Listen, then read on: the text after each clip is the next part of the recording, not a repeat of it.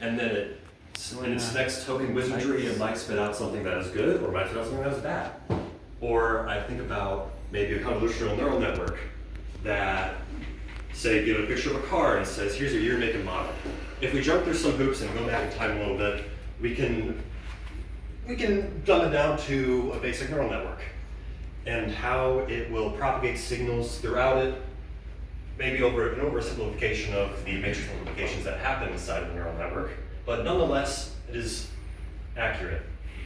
So where did this idea come from? Where did the idea of neural network come from? Well, I like to think it came from the brain, biologically inspired. And if we think about biological inspirations, what if instead of modeling our brain sending signals through pathways, we think about, Wait, so are we turning the lights on right now? let's just leave them off. Sure. So we can think about maybe modeling a population growing and evolving towards a solution throughout generations instead. So as we can see here, let's say we have a population of 25 individuals, and some of these would choose to recombine maybe into children for the next generation, or some of them would maybe mutate. You can have both in your GP systems, combination mutation, but typically you have to choose one or the other. And so, what can we GP do? system genetic programming? Yes. Yes, it is. So this is a antenna designed by a genetic algorithm. This is currently on a spaceship floating around Earth. It was designed back in 2005. There were probably thousands of these antennas fighting to be the best one, and this is the one I want. Notice how it's very asymmetrical, not something like a human would design, but alas, it won, and it's used. So I'm going to be talking about a subset of evolutionary algorithms named genetic programming, where we evolve a program that takes an input and produces an output. And specifically, I will be talking about tree-based genetic programming and my personal favorite type of genetic programming named push-GP, which is, in my opinion, way more robust than any sort of tree-based GP that exists out there right now. And for those of you who I haven't met, my name is Rowan. And so, let's begin. Let's think about how would we go about evolving programs? So let's say we take this little line of code, this one line of code. We could directly modify this line and change it if we want to, but a better way of approaching it, to see better results, is using a simple abstract syntax tree representation of the line of code. And now, progress doesn't come in like calculated changes in this. It comes randomly. So let's say we might change the minus sign to be a multiplication sign, random mutation. We could change the print statement to be a log statement, random mutation. We could change the 2 to be an arbitrarily large number that does nothing and negatively impacts the program. That's also a change. That's just part of the pruning process. So the evolutionary algorithm can be broken down into a very simple pseudocode. And here's what it is. We initialize a random population, we rank it, we go inside of a loop to say here's how many generations we're going to evolve. We select parents, we generate children with selected parents, and then the process repeats. It's really quite simple. So in order to actually initialize a member of the population, there are 3 different methods.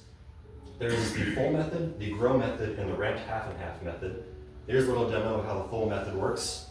It'll generate functions, or operators in this case, in a depth-first sort of manner until it reaches the maximum depth. And then from there, it'll place your terminals down. So these right here at depth 0 and 1 cannot be terminals, but then as 2, it will only select from a set of terminals. Here, we can go on to the grow method, which has a random chance of placing a terminal in either depth 0 or 1, and moves on to depth 2, where it can only be terminals. I've gone kind of quick. Do you guys have any questions so far? Is did you say terminal or terminus? And is that the same thing as a leaf node? Yes, terminal, same thing as leaf node. Okay. I was wondering the same thing. In your pseudocode, it says rank population. Yeah. What is our ranking? Why isn't that inside of the inner loop? I decided to leave it out because I thought it would be simpler. It was really a process of, do I put rank population inside of it or do I leave it out? I didn't want to bog it up too much, but it does happen inside of the loop. You kind of under select parents, I would imagine, or generate children, one or the other. Yeah. Okay. I'm gonna go with under generate children. Okay. Rank them after. I have a then- question. Yes, what's up? Is the generation also encoded in the quote unquote genetics of the program? The generation? Yeah, the generation of the nodes itself. Is there like a way to encode that within the genes of the program? I haven't seen it, personally, no. Okay. I've always kept the generation count. I probably should have named this loop count to be generation count. In reality, that's what's gonna keep track of it. So what's the shape of these things like actually like? What's the shape of these things actually like? Obnoxiously large trees that are hard to read. It's just like real programming languages. So why do you rank the population outside the loop since you have to do it inside the loop? Wouldn't it be more efficient to just initialize a random population and then immediately rank and generate your children?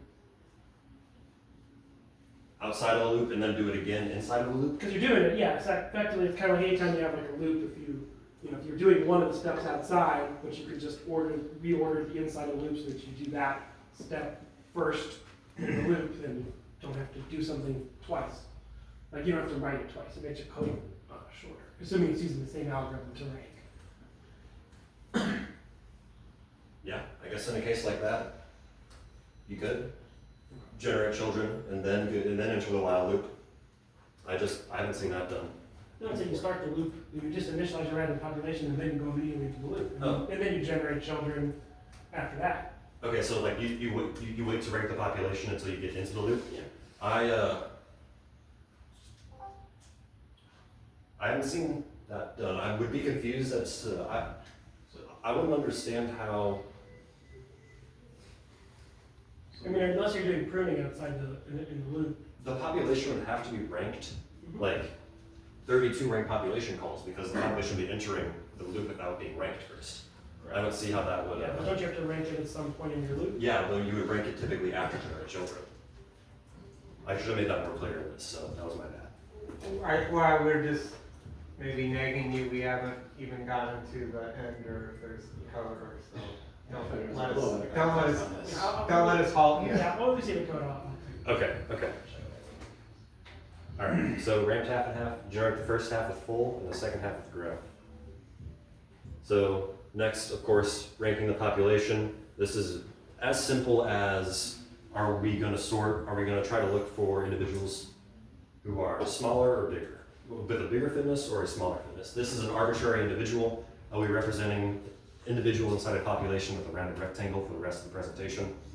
And as you can see here, I've assigned arbitrary fitnesses to a sample from a population, and then are we going to minimize them? If we minimize it, we're going to sort it. If we're maximizing it, we're going to sort it in reverse. That's really all ranked population is. And so next we do. Could you give an example of a population that would be ranked that isn't arbitrary? A population that we rank that isn't arbitrary. Let's go back to the antenna.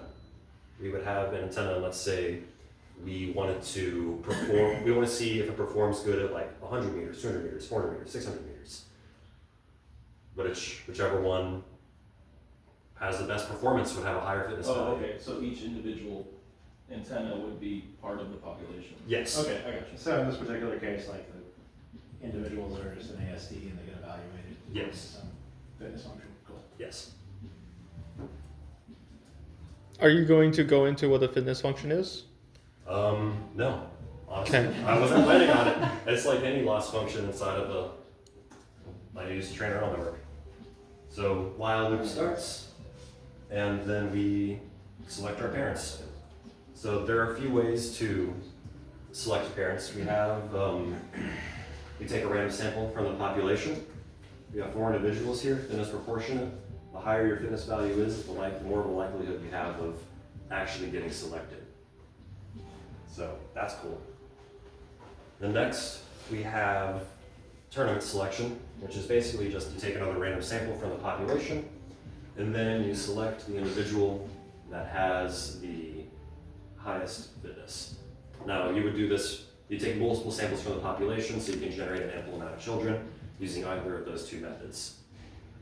So when you're doing this, do you typically just like have a single input, or do you do like a lot of like sort of property-based testing to make sure you're not like over-indexed on like a particular thing here? Can you restate the question? Are you asking for like keep preserving diversity? Yeah, or just more like, you know, making sure you're not over-indexing on some like output that kind of breaks down when you're, you know, using this function in like a broader context.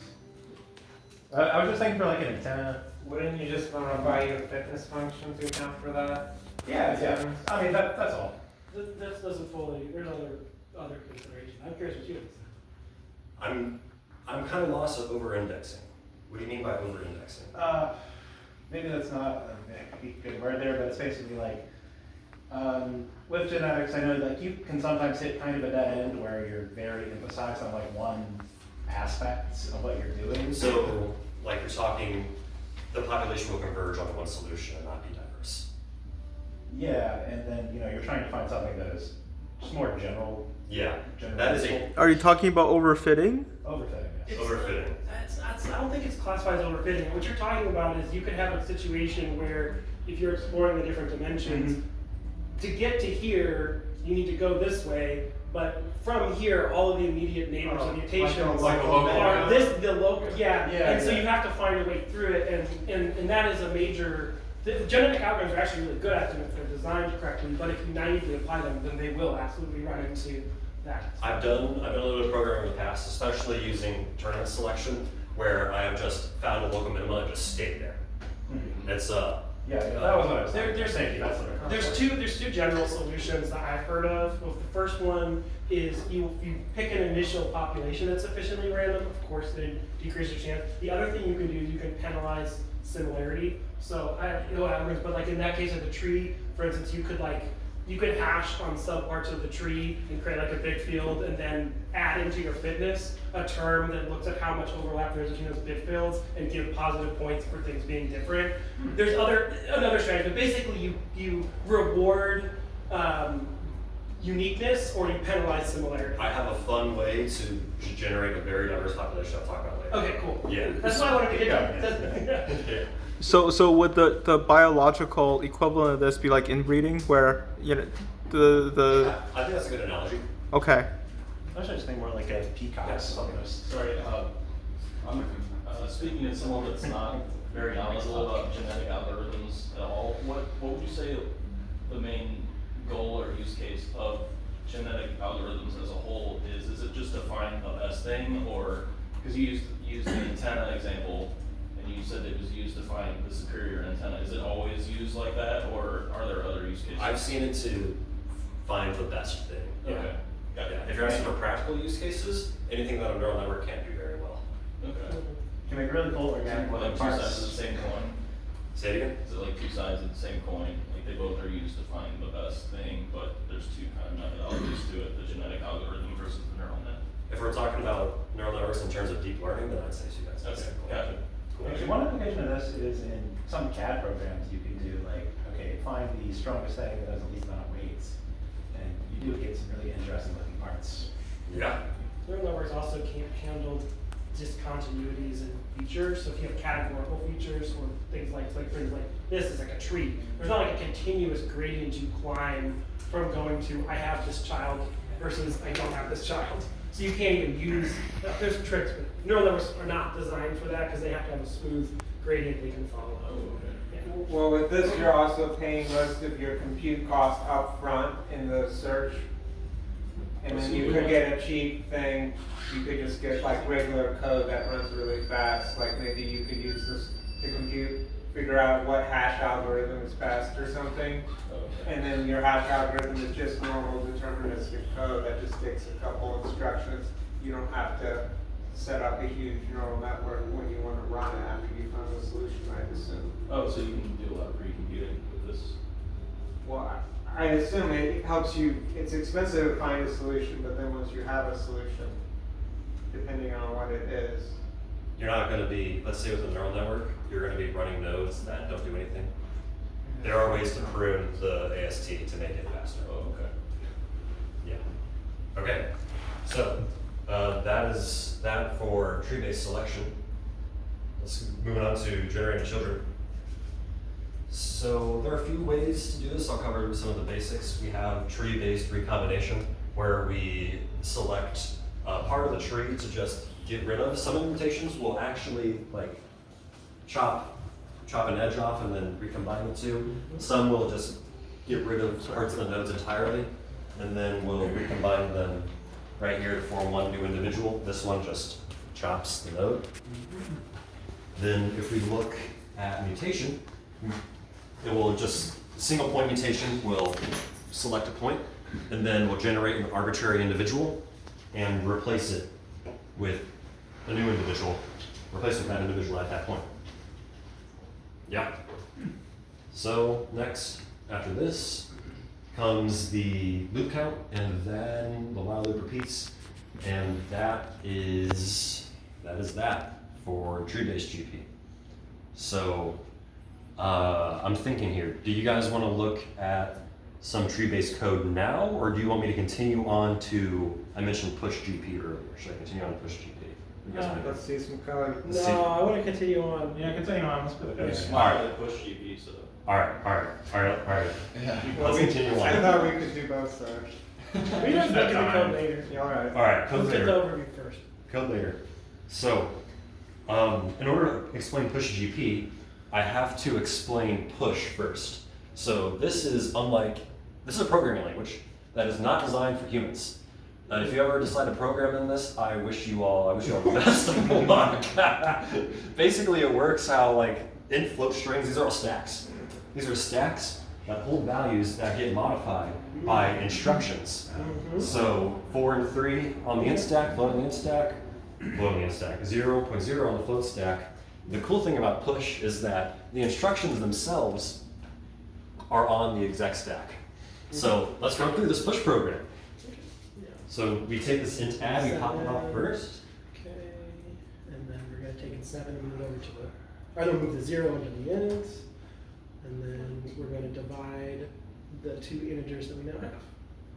Yeah? Yeah. You're so close. No? You- Okay. Well, there's something else I was hoping somebody would see.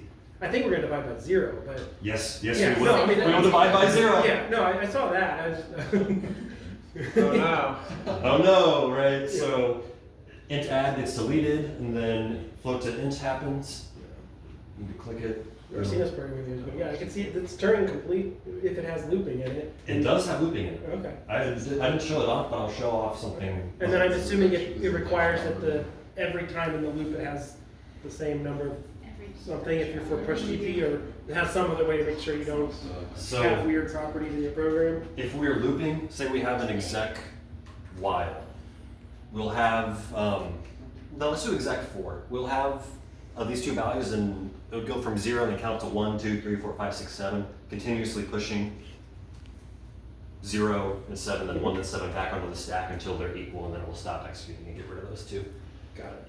If that makes sense. So as you can see here, we divide by 0, and oh no, that's bad. So this has the most robust error handling that I've ever seen in a programming language. It just turns into a no-op, instruction does nothing, and the values get pushed back onto the stack like nothing ever happened.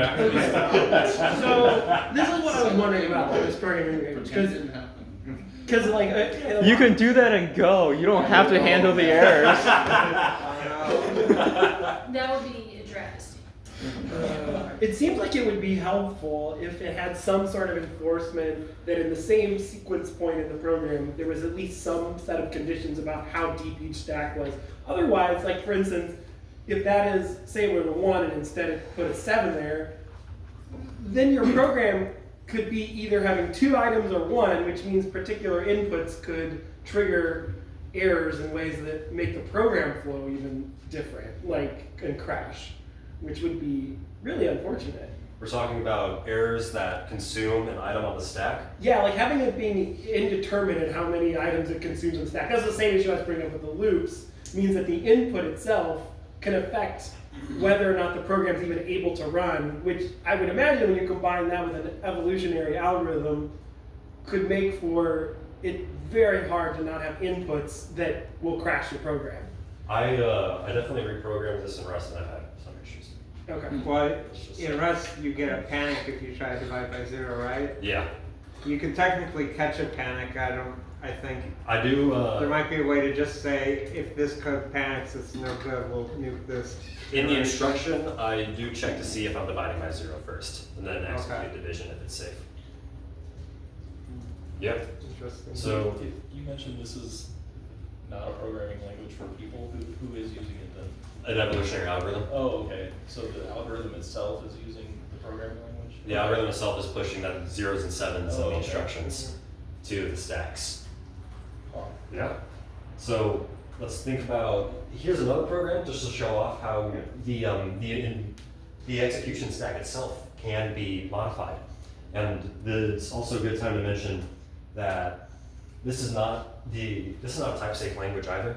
So I can have true and exec if and any sort of type on the exec stack.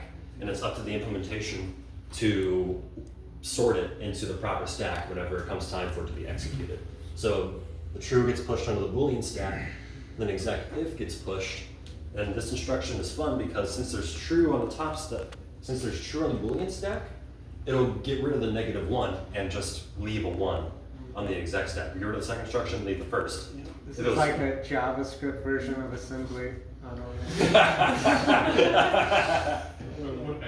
It's kind of also like the JVM's bytecodes. The only issue, and this was because it's non-deterministic on the size of the stacks, it could never really effectively be compiled. And I don't even know that you could prove for a lot of programs that they're even safe to run, which seems like a bad choice for a evolved code. You want them to remove things that can go wrong from evolved, algorithm. Well, I mean, biologically that does happen. Biologically, but it's not a good thing that happens biologically. I think if you could just say, let's make it so that there's stronger guarantees about at least it running, the very minimum. That's something. I don't want my program to crash and work really well in 99.999% of cases, but then 1 in 10,000 it just crashes with bad input because I go to deploy that model in production. Whoops.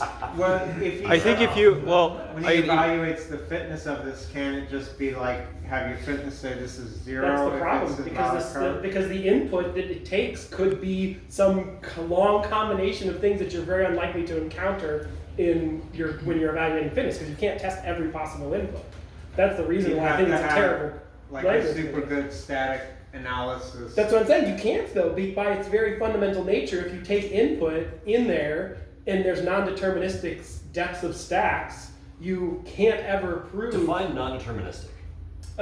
So certain instructions that it depends on the input, like both looping and the division, as you mentioned, will leave a different number of items on the stack, depending on the input. Yes. So the depth of the stack is dependent upon your input. Yes. And if the depth of your stack is dependent on your input, and you could run out of things to run and cause crashes because the depth of the stack is not deterministic based off your input. If it runs out of stuff on the stack, it just turns into a no out.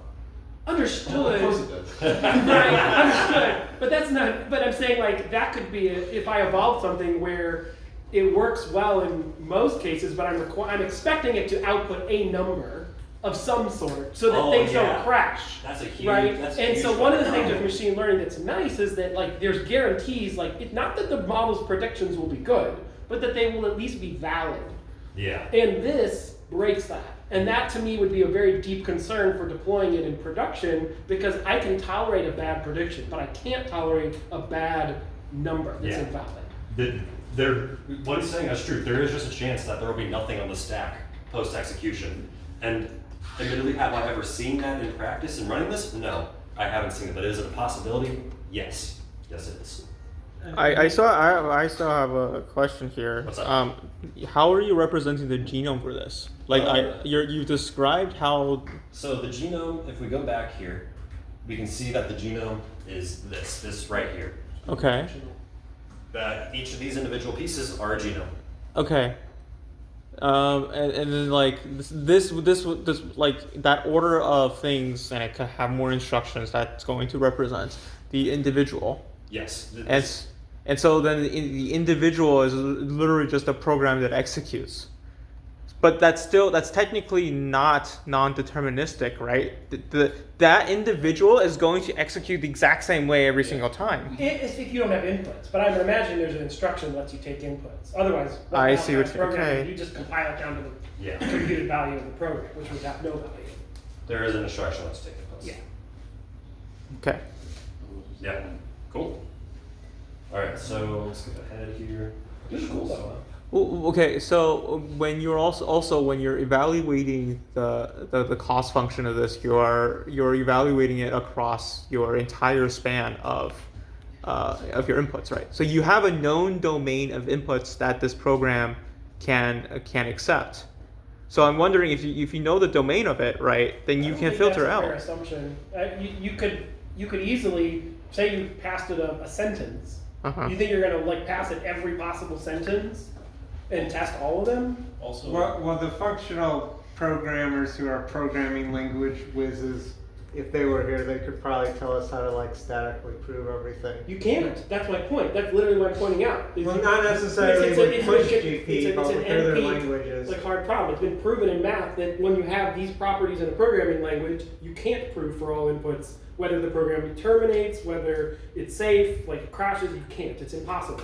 So that's a problem because I need to program that's guaranteed for things like integer overflow and divide by zero, right. that you Can't should- always prove things like that. There's times when you can. There's times when static analysis is conclusive. Yes, but just like in anything in mathematics, they're equivalent, right? In programming. Wouldn't it algorithms- just depend on the programming language though?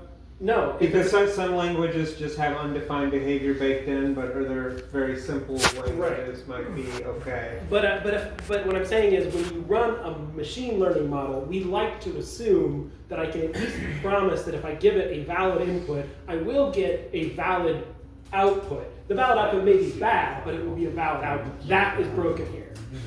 And that's not. It's only broken in the sense that like every deterministic programming language is broken though, right? Because you could use this to generate like C code or OCaml code or Python code, right? You're just generating some Yeah, math so the way that a expressions. lot of them are actually done with those, and I'm sorry, I don't mean to hijack you, Yeah. but a lot of them they actually they'll have substitution points so that they can actually prove.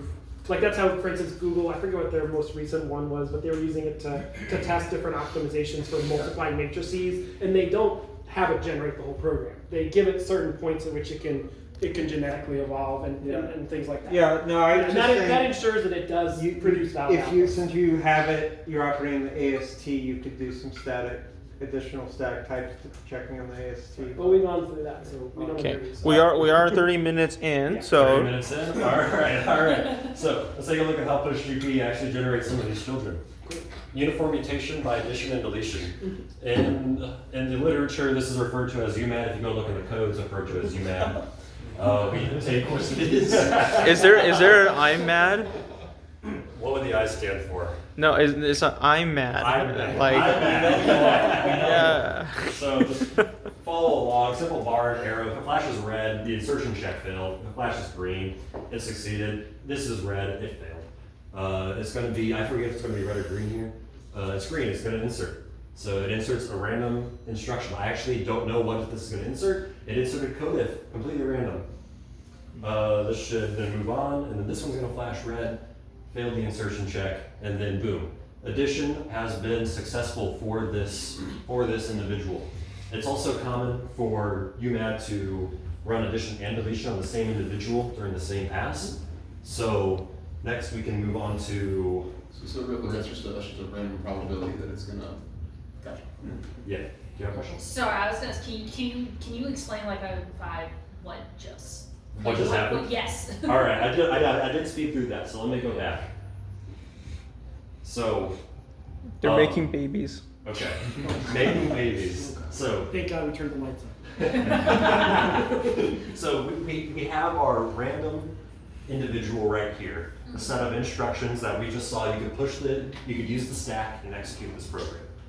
So if this little bar right here flashes red, that means it tried to insert a new instruction and failed. If it flashes green, that means it successfully inserted an instruction and will insert a random one at that point. Okay. Oh, So- thank you. Thank you for putting your D&D terms. So right here, it's, admittedly that green is kind of hard to see, but it flashed green, so it'll insert a code if, and then it moves on to the next one, and then this one will flash red, and so it failed the insertion check, and then that's it. It's at the end of the program. Good? Yes. Cool. Beautiful. All right. Next, we'll move on to deletion as well, and the properties are the same. If it flashes green, it will be okay, and it'll stay in the genome. If it flashes red, then it'll be deleted. In pop, it flashes green, so it'll be okay. Code if is gonna flash green, so it'll be okay. I skipped ahead. Exec while flashed red, so it's gonna get deleted. What is determining if it flashes green or flashes red? A random percentage. Okay. And that's an input, right, that you provide. There are like 30 or 40 different hyperparameters you can give, and that's one of them. Right. Yeah. And then you can also evolve the hyperparameters, which is absolutely insane. It's not actually not a bad idea to evolve them with individuals to work surprisingly well. Yeah. Hyperparameter evolution is best done by evolution. Yeah, hyperparameter optimization. I got it. So, yeah, let's move on to selecting. Oh no, got that wrong. Alternation. So this is my favorite slide that I programmed because I made this kind of semi-random. I have no idea which side it's going to choose to start on. These are two different individuals, by the way, and it'll alternate between them two. And I just programmed this to be random. So it's either going to start, an arrow's going to start here and here, and it'll pick one. So let's see. Where is it going to start? I forgot to mention alternation rate of 65%. So you guys actually get the percentage this time. So let's see. It decided to start on the bottom. So div is going to be moved on to the child. Then it moves over. What's it going to do? It's going to alternate. So int add is going to be given to the child. It's going to move over. Okay, it alternated below 65%.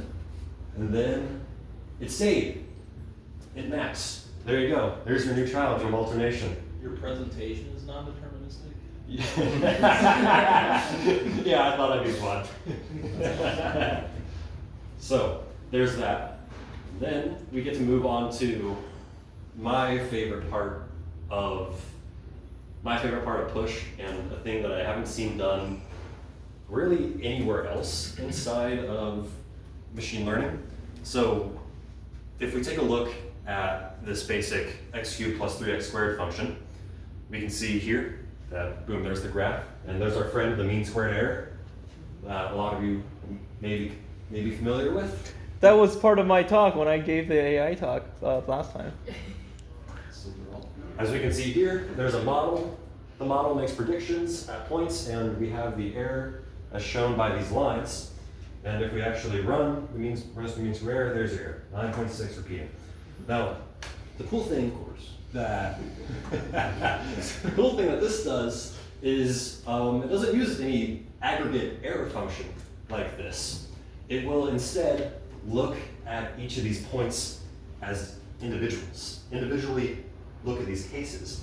And I've only really seen this done in a place like maybe deep learning in a sort of a method, but not entirely like this. So I'm gonna show you guys how we can look at individual error cases for an output and how we can select based on them. So this, I hinted at this before, but this is the best way I've seen to diversify a population. Yes, I've done this.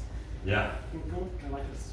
So this is welcome to lexicase selection, where we have, let's say we have 5 inputs that spit out 5 outputs.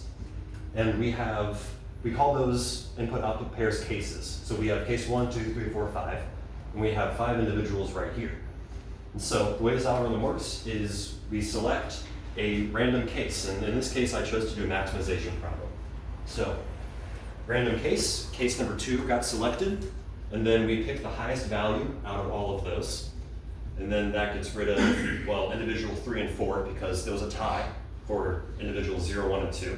Sorry, what do the numbers represent? Output of a random output of a genetic program. Oh, okay. Does I'm that make trying to sense? maximize for individuals, or trying to pick the best individuals. Is like higher better or something? Higher is better in this Oh, case. okay, okay. Okay. What is lexicase? That is the name of the selection algorithm. So. What are we- sorry, what- I think what this are is we the selection selecting? algorithm, but what Are we selecting the exactly are you parent? Like, it's just random which selection you make first? Yeah. Okay. Cases are random. I did speak to that explanation a little bit, so sorry. No, you're good. So it selected the next random case, 8, 5, and 8. Individual 0s and 2 tie. So individual 1 is now out. And now we have 2 more individuals here that could win and be chosen for recombination next. So I chose case number 5, so individual 0 is going to win. But individual 2 could have won given case 1 was randomly selected. Now we'll move on. So, individual 0 wins. Now, I'm not done with this slide, but I am almost done with the presentation. So, here's where we can keep diversity in and specialists in, much like in modern biology, is I picked case 1. I picked case 1 with all these individuals available, and that means individual 4 just wins the entire competition, straight up. That encourages specialists to stay in the gene pool and increase diversity, going to encouraging, faster convergence to like better solutions. It sounds like there's a good intuition on that. I mean, if you imagine you have a system and one part of it's really good at doing one thing on one individual, and another individual, that part is terrible, but a different part is really good at a different thing.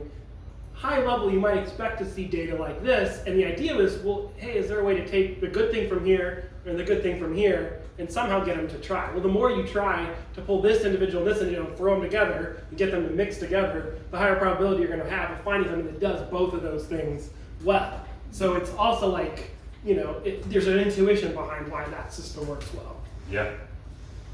You won't get this with tournament selection. With tournament selection, advantage proportionate selection, you will just get individuals that are good. Yeah, advantage people look at maximum. That's it. So, that's the presentation, guys. Hey, that's Wait, how is it moving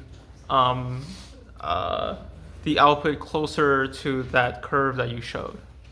What do you mean? Can you go back to that curve that you showed? Yeah.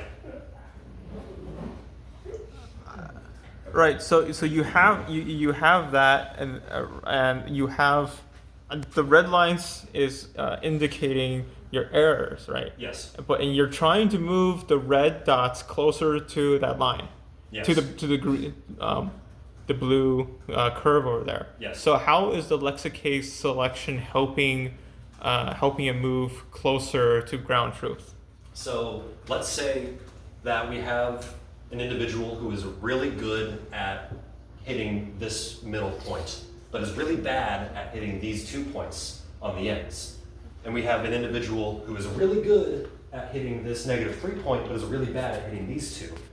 Like Muna was talking about earlier, we can have those 2 genes together to sort of try to create a good individual that is good at hitting both of those 2 points. So you could, for instance, have a mutation that says, hey, if the number is greater than this, use this function. If it's less, use this function. And it plausibly could recombine. I will say I think this particular way of recombining is going to take a very long time, but it's still a better chance than just drawing out your ass and hoping that somehow you get there.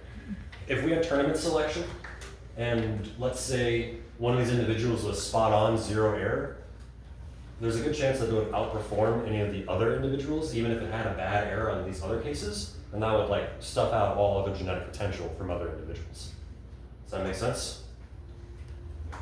Okay. Yeah, and like, the individual that we want to achieve, the most fittest individual, in this situation is that x cubed plus 3x squared thing. Yes. And we are trying to evolve some individual that very closely approximates that function. Yeah. Okay. In this case, we could directly evolve this function, but in most cases, like real world data, you're gonna try to fit it like a neural network. Like imagine if you had essentially a tree where like some key variable, like you have, say you have a tree and at the top level it's like, hey, if feature A is true, do this, if feature B is true, do this, and that's your perfect solution. Mhm. And then one model was this subtree, and the other model was this other subtree. Mm-hmm. You're only a couple right mutations away from, if you have both of those gene sequences, you're only a couple mutations away from saying, hey, if this feature is true, do this, if this feature is true, do this in a recombination. But Okay. I will say, this is what I was going to ask you about. So all of these evolution, the parts that are doing mutations, all of them are directly phenotype based. Have you explored at all having the distinction between a genotype and a phenotype in how you preserve kind of model information? Have I ever experimented with phenotype and genotype Being two separate being things. two separate things? So the thing that pops into my mind is that push itself, I definitely did oversimplify Oh, the okay. programs themselves. If we go back and look at this, at like any random program here, these instructions right here, they allow for like nesting blocks inside of them, like parentheses. But the parentheses have to be safe. They have to be open and closing parentheses. So there is a phenotype that has like a close instruction that says put a parenthesis here. But inside of the actual exec stack, if it comes across a close, it's going to error out. There will be no close inside of it. So that's called a plushie, is the phenotype, and the genotype is called a push program. That's the thing that popped in my mind. Okay. What's up? Do you mind going back to the last slide? Yeah. So that was a very abstract talk. Yeah. Going back to the antenna example, we go one more forward where you have the actual formula that I think it contained the parameters. So this is kind of, yeah. So you have that x cubed plus 3x squared there. So Yeah. are you saying that you can basically boil down the parameters of the antenna, for example, into a function and then optimize for the function, or? I think this is an unknown function. We're trying to throw spaghetti until we Obviously. guess it. So the antenna function would be much larger, right? Like Yeah. your domain space is much bigger, but I get that you're keeping the example small, and if you're actually trying to optimize some real world object to be the best thing it can be, you would have a ton of parameters, right? But Yeah. but are you saying that you can essentially boil an antenna down to a formula and then run these algorithms on it? Yeah. Oh, okay. That's one of the hardest part about evolutionary computing. It's like representing the thing that you want to evolve in a mathematical way that is conducive Like the to. modeling aspect of it? Yeah. Okay. So that's hard, and also the computation of this is also extremely intense. Right, like Yeah. the LLMs, for example, they have like billions of parameters, right? Mhm. Not just two. Yeah. Well, actually, so now I'm wondering, right? Given any sort of mathematical function, you can fit. You will always find a polynomial that's going to closely approximate that.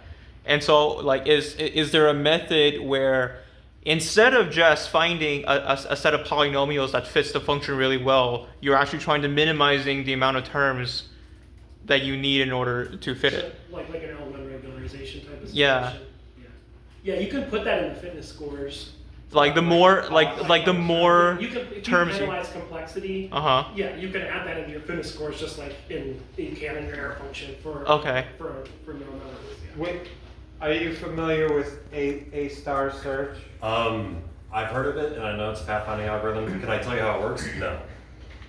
To me, this seems similar to A star search for me, but I'm not sure the exact difference as to when you do either A star or a genetic algorithm. There definitely are some heuristics in it.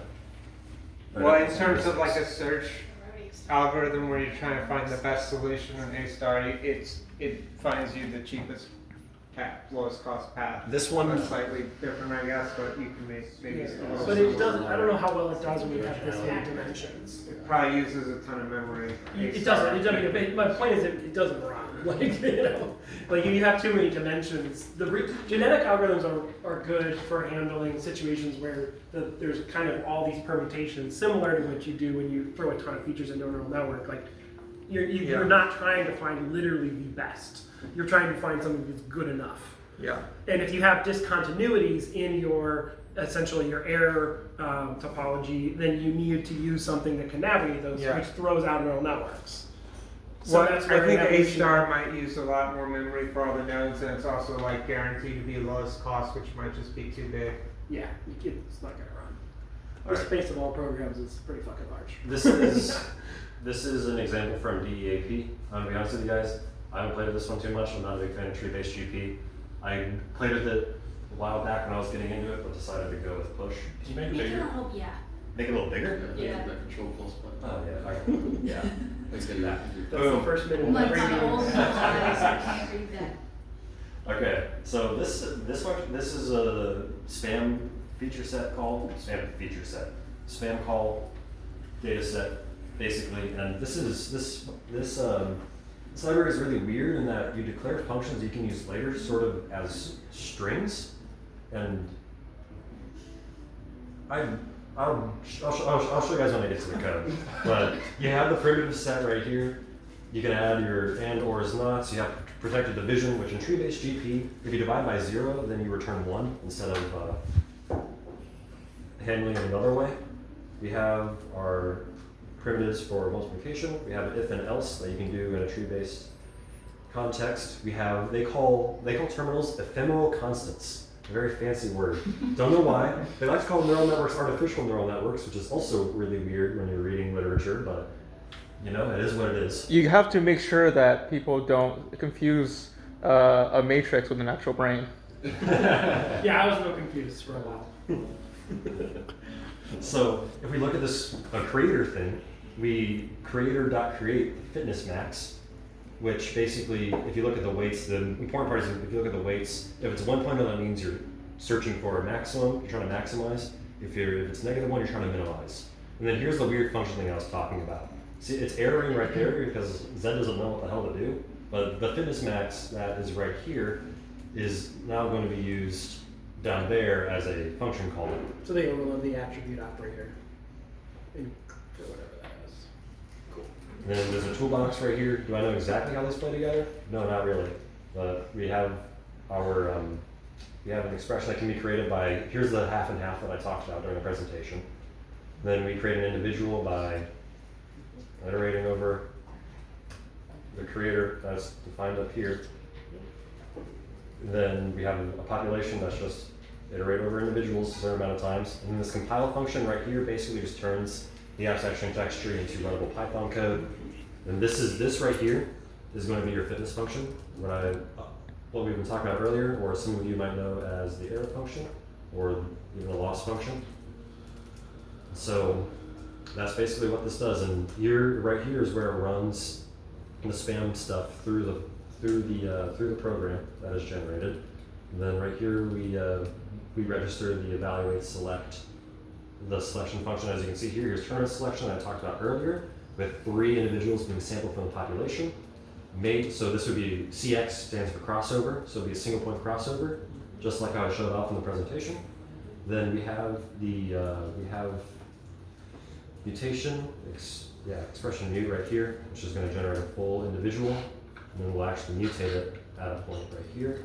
And then here's where the actual magic happens. We define a population with individual of 100. Hall of Fame just keeps track of which individual is the best throughout all of the iterations.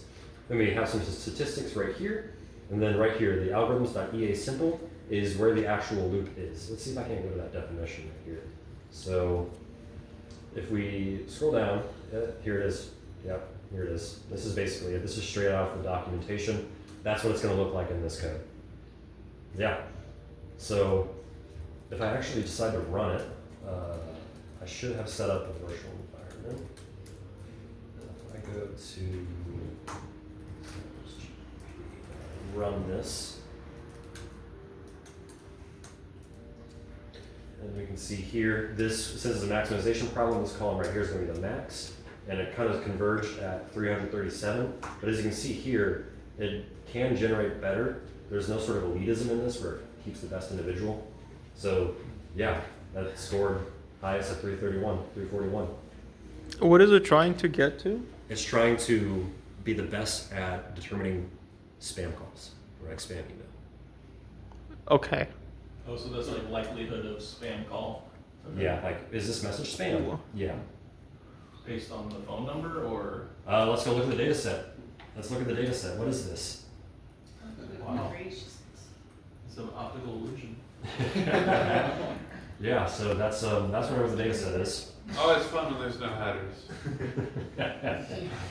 So that's the tree-based GP library. I'm not gonna. It's Well, you gotta explain what the headers mean. the headers. Yeah, like. There are no headers, what So the what columns headers? mean. What do the columns mean? All right. I am computer, I know no words. Okay. Numbers, give me numbers. So here's the average score. Here's the standard deviation of the score. Here's the No, I score. mean that's no, I mean Source data. Oh, yeah. in the CSV, the I'm gonna spam be honest base. with you guys. I didn't put that much effort into this part. Who cares? They're just numbers. They're just numbers. I don't know. Machine learning, we don't look at the names of features. Who cares? Is it predictive? Is it helpful? Or fuck what it's called. It could be called fuckface if it makes my model better. I have more fun programming this presentation than setting this up. Way more fun.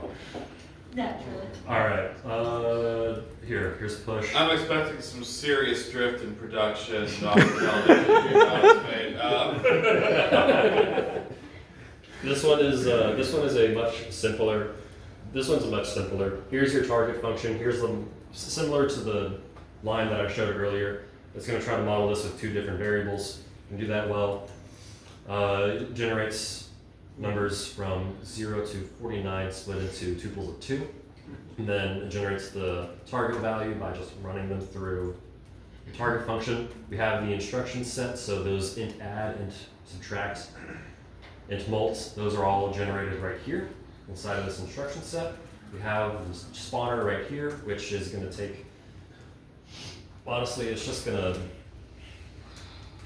generate, it's just going to spawn genes randomly. That's all it does. It can also ERC, ephemeral random constants, that popped back up. Yeah, it generates number from 0 to 10, so those can just appear in the genome now.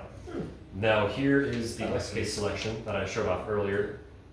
Epsilon lexicase is, epsilon equals true because in continuous domains, lexicase is suboptimal because it'll always just pick the best individual there, even if like another individual is off by like 0.1 or 0.2, let's say. So an epsilon lexicase sort of says if it's this good and within a certain threshold of the best, then it will select. So that makes sense? It's like floating point epsilon, basically. Floating point epsilon. And then here we actually have the estimator right here, and this is where all the magic happens. And then the poor undergrad who programmed all of this tried to make it like SciPy. So it's a est.fit. And if we actually run this, you can see it starts to run, and then it'll spit out, once it actually gets going, it'll start spitting out some statistics about what's going on. It does show an aggregate sum, but eventually it'll get better. It shows a diversity metric. And this has converged within, oh look, big jump in best right there. And it'll just keep getting better. 625. Oh, Minimizing, I assume? it's minimizing. Yeah, PushGP is only programmed to minimize. In my free time, I added maximization too. Just kind of in your free time. Something else that's cool about it is that it'll simplify the genome for you as well. I didn't talk about that, but that's something that it does. So here's your program. Here's the program I generated to match this function right here. And then here's the individual error vector. This is not very readable. is Well, is that is goes straight Like zeros, one, so right? it takes the input, it copies it, and copies it again, takes in another input, adds that one to that one, Seems to adds, suggest that then those it's stop aware to. If error vector is zero, does that mean there's no error? taking on. If the error vector is all zeros, does that mean there's no errors? Yes. Yeah. also 6 1. So that's a good program maybe? That is a good in that program. sample of inputs? Yeah. That makes sense. Oh, I agree, yeah. I have a You saying question. that's like the whole? Yeah. It's all I mean, zeros? it's, Like why? that's a perfect. Well, Oh, that's this- good because so, Oh. yes, Ended up. we want to, Perfect. yeah, Okay. yeah, Is the error being rounded up or is it like absolute zero? absolute zero, Oh, those are floating points. yeah. Yeah, when you're matching a function like that and you don't add any noise in it and it's like actual, just like fitting an empirical model, then yeah, you should. Oh, Yeah. You should be able to get something like that. Yeah, okay. I So, Yeah. yeah. Yeah, we usually have a couple of these. I missed that guys. stuff. It's okay, yeah, yeah. It's realistic. You know, when we're testing some components of our models, we'll have like, let's give it something it should be able to fit perfectly and make sure. Because sometimes it doesn't, and you're like, ah, bug. Can we add a little bit of random noise to see what the errors are? What do you mean random noise, like what? Like no, like plus like a random dot random, like is there like a random dot standard or something? Not random. Like yeah. Factorial. No, not a Just random. random dot, you just want to add rand, I think is what it is, right? Is it rand? I think it just will be like a number. Like a between neg- 0 and 1. on It's a not gonna be Gaussian. normally wait, distributed, would but- you want to pre-compute the random number? No. Or do you just want a random term or you want random each time? Maybe is it random dot random maybe? It might be random, not random. I think that's right. Is random dot random? Random, not random. Why would we want random as a goal though? We're trying to add. We're trying to Just so that you add. see that those things aren't all zero. That will be an issue because every time it's called, it's going to be a different zone. Yeah. Target function won't be. Set the seed. Yeah. What does that have to see? Oh, okay. Yeah, that's, Yeah. that is the point. Okay. Default range is 0 to 1. The fact that it preserves the best will be interesting. Yeah, I don't know how So many it takes generations. that kinds of things, you know. Max generations. Okay, only 50 gens, so we'll see. Oh, that's a high best. Yeah, this might take a minute. Well, there's not going to be a solution, right? If it's trying to target a random thing. It definitely won't have a zero across the board solution. Definitely not. Oh boy, I don't know if that would be any better. Doesn't like that. it does not like this. Is best supposed to be? It If doesn't you look use like right. a That's pseudo-random number pretty- generator or something. High best. Wait, hang on. Wait, is the target function being called every single? No, it's only called up here. So it's only called for generating these two lines. Oh. Oh. It should do. Okay, no, that should still be a random That's noise. like- That should still be random noise. Yeah, if it's not calling it each time, then it's not gonna matter. I mean, if I we're thought it doing was a like random pure between 0 and chaos, 1, just when random our- every time. we're operating on whole I have numbers random here, I mean, rolls it's turning pretty a lot. trivial. Yeah, that's. It's very helpful in a lot of Difference, right? situations. Well, I don't think they're operating on whole numbers. Oh, I think that's the problem. Oh, I see. Is random not random always between 0 and 1? Okay. I think that's what it is. I think it's. I don't It's have my a own random, it's a preference. random interval between 0 and 1, not inclusive of That's the 1. plus. Okay. So that's a. Wow, this is that's a- actually performing really awful. Basically impossible to. Yeah, well, if you notice that diversity score doesn't look so hot. Looks like we're all the same. Isn't that true? So this is a case where, to your point you brought up earlier, I think it was about preserving diversity. This failed to do that, and it is paying. Wasn't this like trying to hit a moving target? Yeah. Yeah. No, that's not the issue. No, all your x and y's are pre-computed. Yeah. Oh, So it the is- target function you said only runs once, that's right. No diversity. Well, it runs for every single Yes. point in your input domain, but then once that's finishing running, you're done. Well, Hello? Doesn't- Oh, that's the. I'm looking for Suite 340, I'm sorry. That's, we don't even know what suite we are. Yeah, sorry, no, that's. You know what guy was- Well, it surely is on this floor, presumably. Was it DoorDash? I'd probably just see if someone's around, to be honest. All right. Well, guys, that's my presentation. Yeah.